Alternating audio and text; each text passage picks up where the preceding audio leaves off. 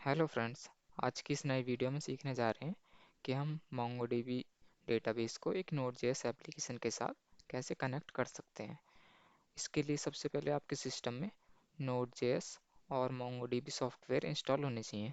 अगर आपके सिस्टम में ये दोनों सॉफ्टवेयर इंस्टॉल नहीं है तो आप मेरी पहले वाली वीडियो चेकआउट कर सकते हैं, जिनमें कि मैंने समझाया है कि हम इन दोनों को कैसे इंस्टॉल कर सकते हैं। तो इन वीडियो का लिंक मैं अपने डिस्क्रिप्शन बॉक्स में और आई बटन में प्रोवाइड करा दूंगा, आप वहां से उनको चेकआउट कर सकते हैं। तो चलिए स्टार्ट करते हैं। तो मैं यहाँ अपने डेस्कटॉप पर आ गया हूँ और यहाँ हम एक फोल्डर क्रिएट कर लेते हैं कनेक्टिविटी के नाम से। न्यू फोल्डर और कनेक्टिविटी।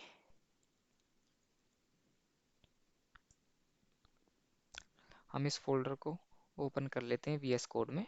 तो VS कोड ओपन करने के लिए मैं सबसे पहले यहाँ पे CMD ओपन कर लेता हूँ और आपको कमांड लिखनी है कोड डॉट एंटर। हमारा फोल्डर VS कोड में ओपन हो चुका है। अब हमें यहाँ पर npm init की कमांड चलानी है, जिससे कि ये हमारे इस फोल्डर को एक नोड फोल्डर में कन्वर्ट कर देगा और ये सिंपली एक पैकेज डॉट जेसन फाइल यहाँ पे क्रिएट कर देगा। तो हम पहले यहाँ पर आप कंट्रोल और टिल यूज़ कर सकते हैं, या यहाँ पर ये टर्मिनल और न्यू टर्मिनल, यहाँ पर ये आपको ओपन करना है और कमांड आपको टाइप करनी है npm init एंड एंटर। अभी ये कुछ प्रोसेस रन करेगा और यहाँ पे ये हमसे पैकेज का नाम पूछ रहा है, तो हम इसको कनेक्टिविटी ही रहने देते हैं। तो आप एंटर कर दीजिए। इसका वर्जन यहाँ पे 1.0.0 है, तो हम इसको बाय डिफ़ॉल्ट यही रहने देते हैं और डिस्क्रिप्शन लिख देते हैं this app is for providing database connectivity.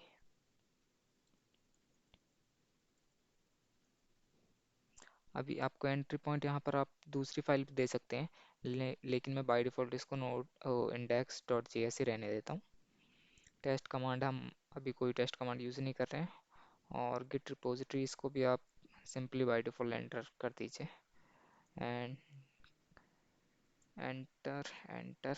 और अभी आप इसे पूछ रहा है कि आप इन सब कॉन्फ़िगरेशन के साथ ओके हैं या नहीं, तो आपको यस पर यस लिख देना है और एंटर। अभी हम देखते हैं यहाँ से ये हमारे इस फोल्डर में ये पैकेज डॉट जेसन ये वाली फ़ाइल क्रिएट हो चुकी है। इस फाइल में पहले से कुछ प्रॉपर्टी प्रेजेंट है, तो हम उसको समझ लेते हैं वो क्या है। ये पहली प्रॉपर्टी है नेम। ये सेम वही नेम है जो हमने npm init कमांड चलाई थी और वहाँ पे जो नेम दिया था वो सेम यही है। उसके बाद में वर्जन हमने डिफ़ॉल्ट वर्जन रहने दिया था और डिस्क्रिप्शन में हमने प्रोवाइड किया था ये।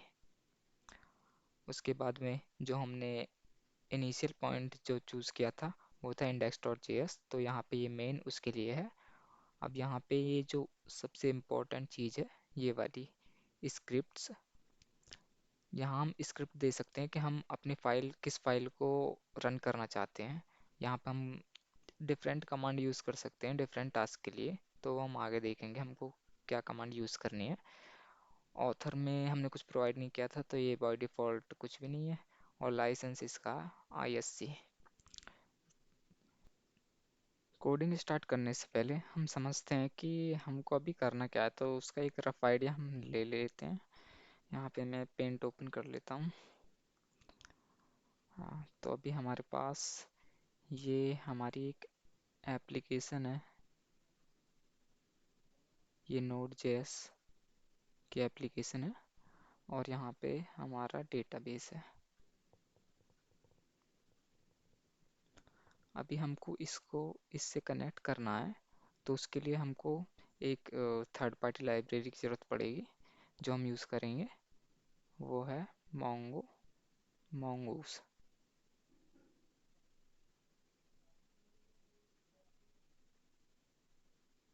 तो तो इसकी मदद से हम अपनी Node.js एप्लीकेशन को MongoDB डेटाबेस के साथ कनेक्ट करेंगे। और उसके बाद हमको फाइल्स क्या क्या बनानी है मैं वो भी डिस्कस कर लेता हूँ। तो हम इस एक सिंगल फाइल में ही सारी चीज़ों को मर्ज नहीं करेंगे, जिससे कि ये डिफ़िकल्ट होगा हमको समझने में। तो हम सेपरेट फाइल रखेंगे डिफरेंट टास्क के लिए। तो पहली फाइल जो हम यूज़ करेंगे वो index.js होगी, index.js, जिसमें कि हम बाकी जितने भी फंक्शन वगैरह बनाएंगे दूसरे मॉड्यूल्स में तो उनको हमको सिर्फ इंपोर्ट करना है index.js में। और फिर उसके बाद दूसरी फाइल जो मैं बताने जा रहा हूँ वो है connectivity.js। तो इसमें हम एक फंक्शन बनाएंगे जिसमें कि सिंपली हमको अपने Node.js एप्लीकेशन को इस MongoDB डेटाबेस के साथ कनेक्ट करना है। तो वो एक बहुत सिंपल फंक्शन होगा जिसमें कि हमको बस कनेक्टिविटी करनी है, और उस फंक्शन को बनाने के बाद हमको एक्सपोर्ट करना है वैसे उसको। अब तीसरा जो मॉड्यूल हम बनाने जाएंगे वो रहेगा स्कीमा और कलेक्शन के लिए। तो इसका नाम हम रखेंगे player.js। अभी हम क्या करने वाले हैं, हम यहाँ पे एक डेटाबेस हमारा क्रिएट हो चुका है, तो हम उसके अंदर एक कलेक्शन बनाएंगे प्लेयर नाम से, जिसमें कि हम प्लेयर का डेटा स्टोर करेंगे। तो उसके लिए हमको मोंगोस ने पहले से कुछ फंक्शन प्रोवाइड करा रखे हैं, तो उससे हम क्रिएट करेंगे एक स्कीमा और उसके बाद में एक मॉडल। तो इन दोनों चीज़ों को क्रिएट करने के लिए हम ये वाली फाइल यूज़ करेंगे। तो अभी हमको ये करना कैसे है, तो वो मैं अब जब आपको फाइल क्रिएट करके बताऊंगा तब आपको समझ में आ जाएगा। चलिए अभी हम सीधा कोडिंग स्टार्ट करते हैं, और हमने जो ये पहले 3 फाइल डिस्कस की हैं इन तीनों को पहले क्रिएट कर लेते हैं। यहाँ पे आपको फाइल क्रिएट करनी है वो तीनों, तो मैं पहले एक एक करके इनको क्रिएट कर देता हूँ। index.js, उसके बाद में सॉरी connectivity.js, और लास्ट में प्लेयर। तो ठीक है, हम पहले इसको ओपन इन सबको क्लोज कर देते हैं और इस connectivity.js फाइल को रहने देते हैं अभी के लिए। तो मैंने आपको ये भी समझाया था कि यहाँ पे हमको इस मोंगोस ये वाला जो है थर्ड पार्टी लाइब्रेरी हमको इसको इंस्टॉल करने की ज़रूरत पड़ेगी। तो अभी हम सीधे ब्राउज़र पे जाते हैं और इसके बारे में थोड़ा सा देख लेते हैं। npm mongoose आपको ये सर्च करना है ब्राउज़र में। अभी आप ये पहली वाली npmjs.com ये वाली लिंक अगर आप ओपन करेंगे तो आपको ये दिखा देगा हमको ये इंस्टॉल कैसे करनी है। तो हमारे पास ये वाली कमांड है npm i mongoose, तो ये हमको इंस्टॉल करनी है। अगर आप थोड़ा सा नीचे स्क्रॉल करेंगे तो आपको ये थोड़ा कोड दिखा देगा कि हमको कैसे इसको इंपोर्ट करना है। तो पहले यहाँ इंस्टॉलेशन के बारे में बता रहा है कि हमको इसको इंस्टॉल करने के लिए वाली कमांड यूज़ करनी है। उसके बाद में हमको इसको इंपोर्ट कैसे करना है, तो यहाँ इसने 2 तरीके हमको बताए हैं। जो पहला है वो ES6 से पहले वाले वर्जन्स के लिए है, तो हम इसको सीधा ये वाला कोड यूज़ करके इंपोर्ट कर सकते हैं। उसके बाद में इसको हमको कनेक्ट कैसे करना है ये वाली चीज़ हमको यहाँ पे मेंशन है। तो अभी मैं आपको सीधा कोड पे ले चलता हूँ और दिखाता हूँ हम कैसे इसका यूज़ कर सकते हैं। मैं यहाँ अपने टर्मिनल पे आ गया हूँ। तो हमको यहाँ पे ये वाली कमांड कॉपी कर लेनी है यहाँ से। आप यहाँ से कॉपी कर सकते हैं, डायरेक्ट टाइप कर सकते हैं। मैं अभी यहाँ पे इसको डायरेक्ट पेस्ट कर देता हूँ और एंटर।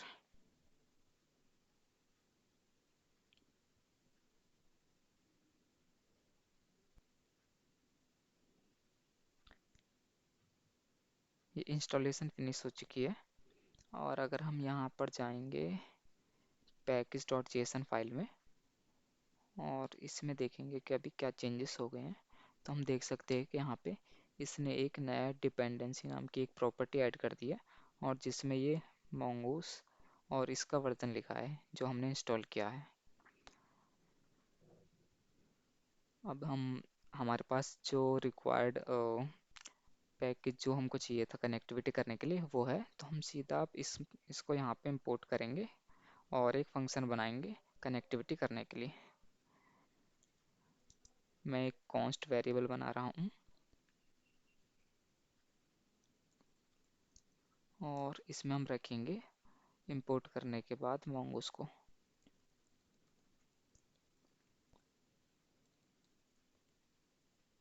mongoose यहाँ पर एक फंक्शन बना लेते हैं कॉन्स्ट कनेक्टिविटी के नाम से, और मैं यहाँ पे एक एरो फंक्शन बना रहा हूँ, और आप नॉर्मल फंक्शन भी बना सकते हैं। हाँ,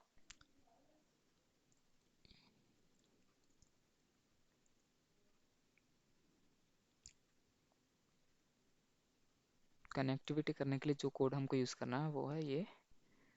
mongoose हमको एक कनेक्ट फंक्शन प्रोवाइड कराता है, और इसमें हमको स्ट्रिंग देनी है mongo db colon double slash local host and colon, और उसके बाद में पोर्ट नंबर 27017।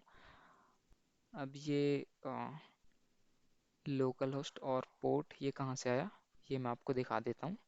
उसके लिए हमको अपने MongoDB सर्वर को स्टार्ट करना होगा, तो मैं CMD पे जाता हूँ। उसके बाद में हमको कमांड टाइप करनी mongo d mongo d।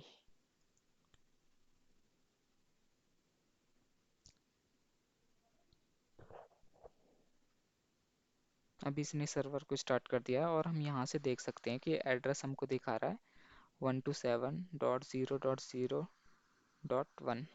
तो ये लोकल होस्ट जो हमने लिखा है ये उसी को प्रेजेंट कर रहा है। हम लोकल होस्ट के बजाय हम इस वाले आईपी एड्रेस को भी यूज़ कर सकते हैं वहाँ पे, और पोर्ट नंबर ये हम यहाँ से चेक कर सकते हैं, ये 27017। तो आप देख सकते हैं कि सेम ही पोर्ट है। और मैंने ये स्ट्रिंग इस फॉर्मेट में क्यों दी है, तो ये हम यहाँ से चेक कर लेते हैं। हमको कनेक्ट फंक्शन के बारे में यहाँ पे बताया है। अब आप यहाँ देख सकते हैं कि हमको स्ट्रिंग इस फॉर्मेट में देनी है MongoDB, उसके बाद में आईपी एड्रेस, ये हमने लोकल होस्ट लिख लिया था यहाँ पे, और उसके बाद में पोर्ट नंबर, और उसके बाद में इसने स्लैश करके टेस्ट लिखा है। तो वो किसके लिए है, वो हम अगर कोई नया डेटाबेस हम क्रिएट करना चाह रहे हैं तो उसके लिए हम यहाँ पे अपने डेटाबेस का नाम भी लिख सकते हैं। तो यहाँ पर मैं डेटाबेस अभी के लिए लिख देता हूँ प्रैक्टिस। तो ये एक प्रैक्टिस नाम का डेटाबेस यहाँ पर क्रिएट कर देगा। हमारा फंक्शन तो अभी रेडी हो चुका है, लेकिन इसमें अभी एक दिक्कत है। मैं यहाँ पर आपको दिखाता हूँ। यहाँ पे डॉक्यूमेंटेशन में जो फॉर्मेट यूज़ हुआ है इस फंक्शन के लिए, तो ये एक प्रॉमिस रिटर्न करता है, और उस प्रॉमिस के लिए हमको ये डॉट देन यूज़ करके उसको हैंडल करना पड़ता है। तो या तो हम यहाँ पर ये वाली चीज़ लिख सकते हैं, और अगर हम ये नहीं करना चाहते तो हम async await कीवर्ड का यूज़ कर सकते हैं। और किसी फंक्शन को await और async यूज़ करने के लिए सबसे पहले उस फंक्शन के आगे async लिखते हैं, async। और क्योंकि ये वाला फंक्शन यहाँ पर प्रॉमिस रिटर्न कर रहा था, तो हम इसको तब तक वेट कराएंगे जब तक कि ये पूरा टास्क कंप्लीट नहीं हो जाता। तो इसके लिए हम इसके आगे कीवर्ड लिखते हैं अवेट।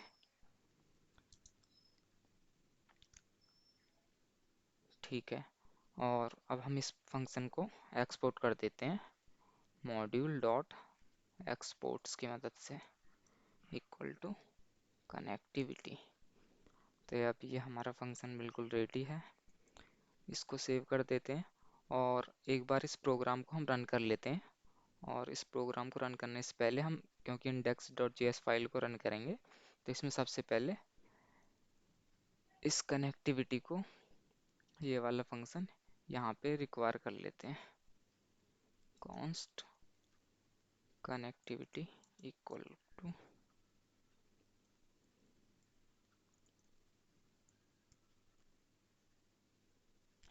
कनेक्टिविटी। अभी हम डायरेक्ट इस फंक्शन को कॉल कर देते हैं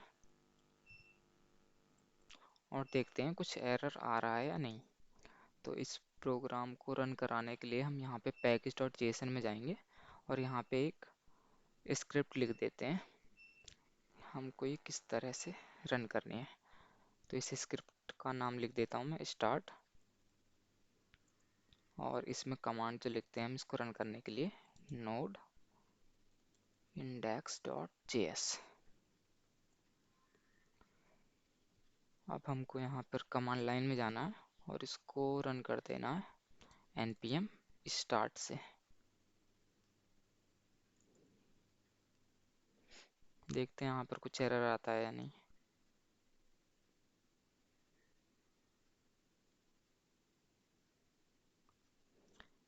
हाँ, यहाँ पर कुछ एरर तो नहीं आया, लेकिन यहाँ पर एक वार्निंग आ रही है, ये डेप्रिकेशन वार्निंग। और इसमें यह है कि ये वाला फंक्शन जो है, ये वाली फंक्शनैलिटी mongoose डॉट सेट, और हम इसको स्ट्रिक्ट क्वेरी को सेट करते थे, तो ये डेप्रिकेट हो चुकी है। और अब हम इसके लिए इस वार्निंग को रिजॉल्व करने के लिए हम सीधा ये वाला कोड कॉपी करते हैं यहाँ से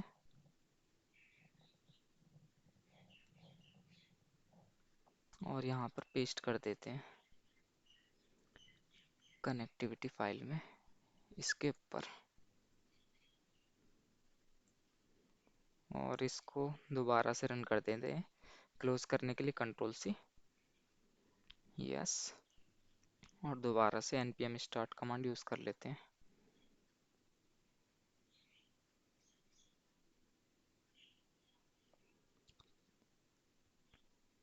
अब ये हमारे पास कोई वार्निंग नहीं आ रही है और ना ही कोई एरर है, लेकिन हम इस केस में हमारा डेटाबेस ये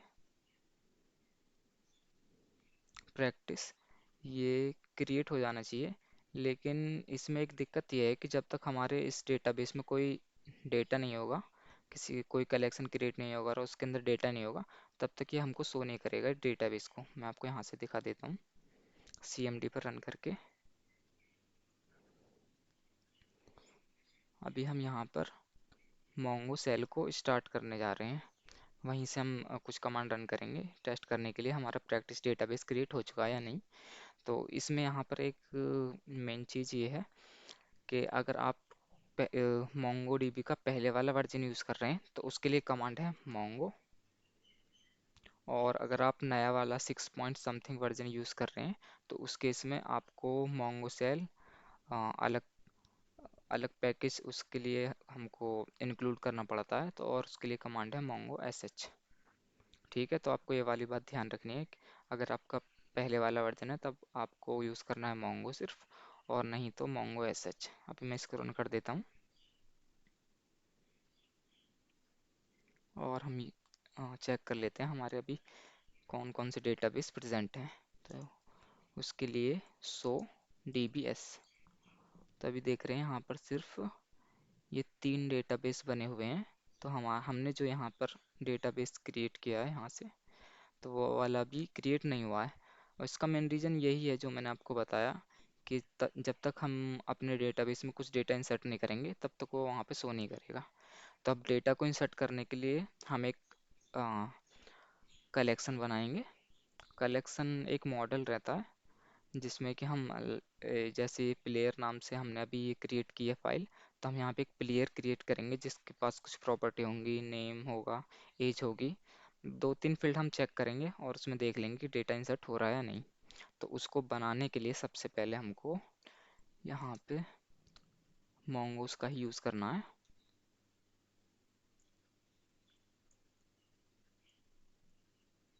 mongoose equal to require Mongoose, और इसके पास एक फंक्शन है स्कीमा नाम से। स्कीमा में हम ये डिफाइन करते हैं कि हमारे पास क्या क्या प्रॉपर्टी रहेंगी कलेक्शन के मॉडल के पास या कलेक्शन के पास, और वो किस टाइप की होंगी। तो मैं आपको दिखा देता हूँ यहाँ पे कॉन्स्ट प्लेयर स्कीमा। मैं यहाँ पर इसका नाम प्लेयर स्कीमा लिख देता हूँ और कॉल कर लेते हैं फंक्शन mongo डॉट स्कीमा। ये एस कैपिटल में है और यहाँ पर हम एक ऑब्जेक्ट पास करेंगे। हम प्लेयर के अभी सिर्फ 4 प्रॉपर्टी देख लेते हैं, और अगर आपको ज़्यादा प्रॉपर्टी यूज़ करने की ज़रूरत है तो आप वो भी लिख सकते हैं। तो पहली प्रॉपर्टी मैं नेम लिख देता हूँ और इसको ऐसे, ये भी नेम, यहाँ पर मैं एक ऑब्जेक्ट यूज़ कर रहा हूँ इसको डिफाइन करने के लिए कि इसका टाइप क्या है। टाइप हम इसके लिए लिख देते हैं स्ट्रिंग, और डिफ़ॉल्ट वैल्यू में आप कुछ दे सकते हैं, डिफ़ॉल्ट वैल्यू। और नेम के लिए अगर आप कुछ डिफ़ॉल्ट वैल्यू नहीं देना चाहते हैं तो वो भी ठीक है। और एक रिक्वायर, ये भी इसको रिक्वायर इसलिए यूज़ कर रहे हैं हम, ताकि हम अगर कोई ये प्लेयर ऑब्जेक्ट क्रिएट करें तो उस केस में हमको नाम देना ज़रूरी रहेगा। तो इसको लिख भी देते हैं ट्रू। अब दूसरा, ये स्ट्रिंग टाइप का हो गया, तो मैं दूसरा लेता हूँ कोई इंटीजर टाइप का। तो एज ले लेते हैं यहाँ पे, इसका टाइप नंबर, और इसको रिक्वायर को ट्रू कर देते हैं यहाँ पे भी।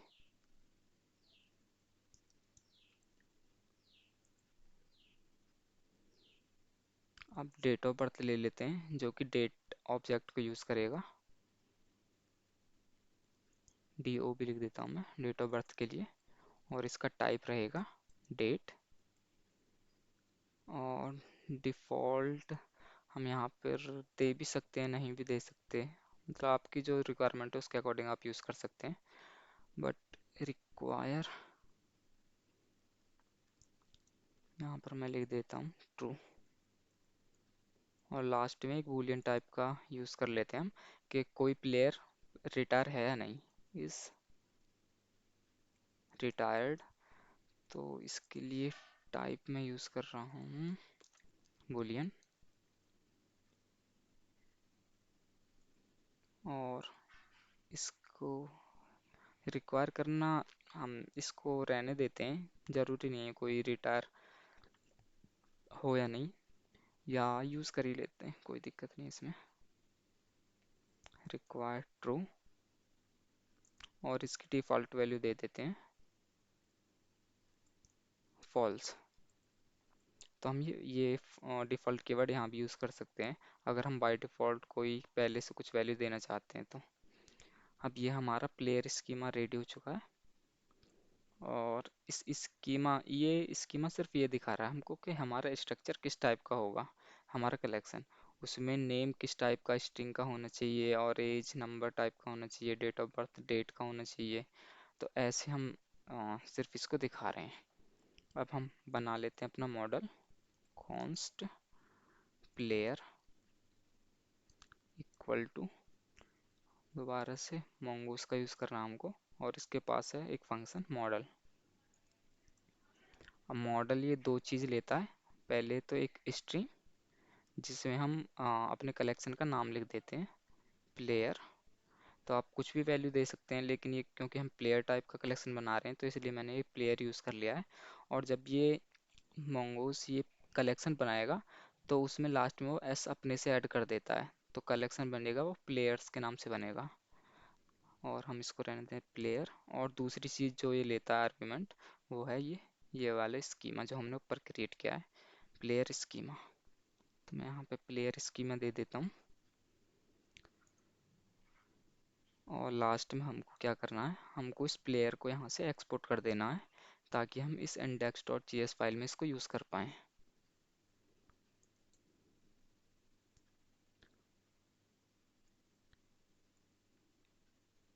Module dot export equal to player.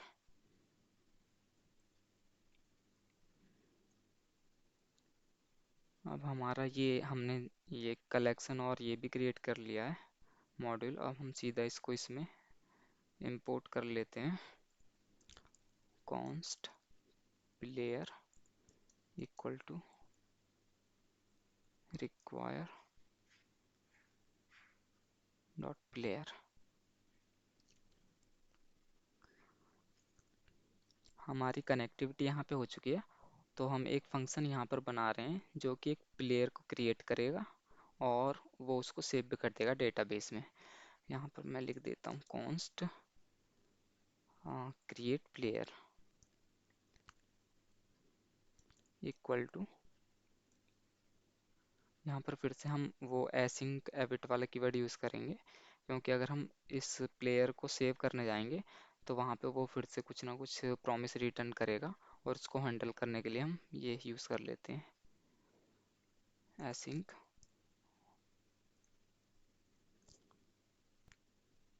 तो अभी हम एक प्लेयर क्रिएट कर लेते हैं प्लेयर वन के नाम से, और हमको यूज़ करना है ये वाला कलेक्शन मॉडल यहाँ पे इस प्लेयर को क्रिएट करने के लिए।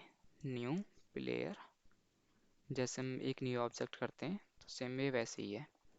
अभी हम हमारे पास प्रॉपर्टी क्या क्या है, ये चार प्रॉपर्टी हैं, name, age, date of birth और इज रिटायर्ड। इसमें हम लिख देते हैं name, age, date of birth और इज रिटायर्ड। अभी हम इसकी वैल्यू कुछ ना कुछ दे देते हैं, जैसे नेम में हम लिख देते हैं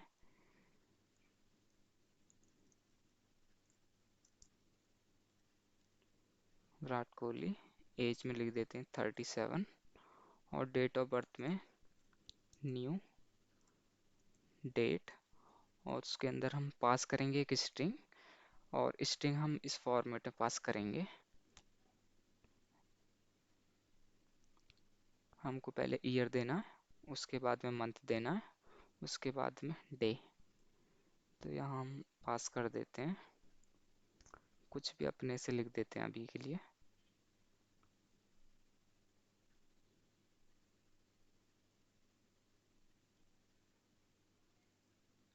टेन।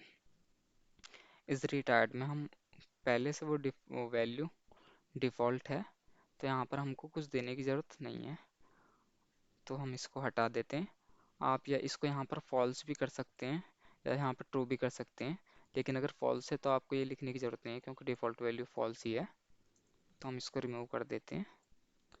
अभी हमारा प्लेयर वन क्रिएट हो चुका है, तो इसको डेटाबेस में सेव करने के लिए प्लेयर वन डॉट सेव हमको ये फंक्शन का यूज़ करना है, और ये क्योंकि टाइम लेगा तो उसके लिए हमको अवेट यूज़ करना पड़ेगा उस प्रॉमिस को हैंडल करने के लिए। अभी हमारा फंक्शन भी रेडी हो चुका है, हम इसको यहाँ पर नीचे कॉल कर लेते हैं क्रिएट प्लेयर।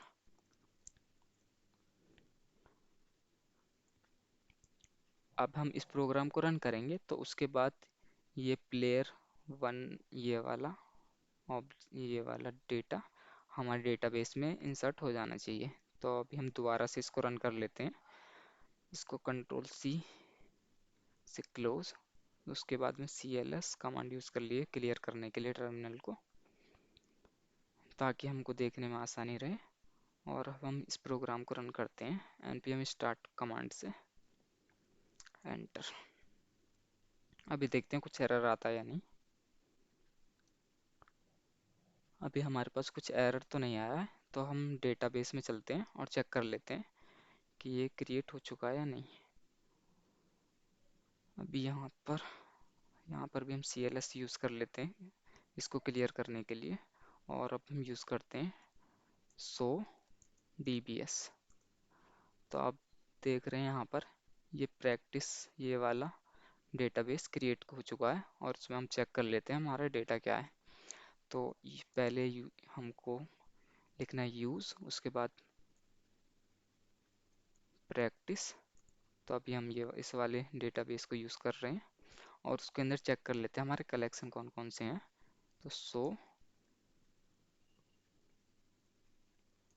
सो कलेक्शंस, और यहाँ पर सिर्फ आपको एक कलेक्शन मिल रहा है प्लेयर्स नाम से। इसके अंदर हमने जो ये पहला वाला आर्गुमेंट दिया था प्लेयर, तो इसने इसको प्लूरल बना दिया सिंगुलर को, और यहाँ पे प्लेयर की बजाय ये प्लेयर्स है। अब हम चेक कर लेते हैं हमारा डेटा क्या स्टोर हुआ इसमें। तो उसके लिए कमांड है db dot player players. db के आगे हमको कलेक्शन का नाम यूज़ करना है, और उसके बाद डॉट फाइंड। तो अभी आप देख सकते हैं कि यहाँ इसने हमको एक एरे रिटर्न कर दिया है, कलेक्शंस का एरे। और उसके अंदर हमारा ये सिर्फ एक डॉक्यूमेंट प्रेजेंट है जो हमने अभी इंसर्ट किया था प्रोग्राम को रन करके। इसमें नेम प्रॉपर्टी विराट कोहली, उसके बाद में एज 37, और डेट ऑफ बर्थ में ये ऑब्जेक्ट है डेट वाला, और ये सेम ही डेट है जो हमने वहाँ पर दी थी। और इज़ रिक्वायर्ड जो हमने वहाँ पर नहीं पास किया था, तो बाय डिफ़ॉल्ट वैल्यू इसने इसकी फॉल्स ले ली है। इस कोड को मैं गिटहब पे अपलोड कर दूंगा, और वहाँ से इसका लिंक अपने डिस्क्रिप्शन बॉक्स में प्रोवाइड करा दूंगा, तो आप वहाँ से भी चेकआउट कर सकते हैं जाके।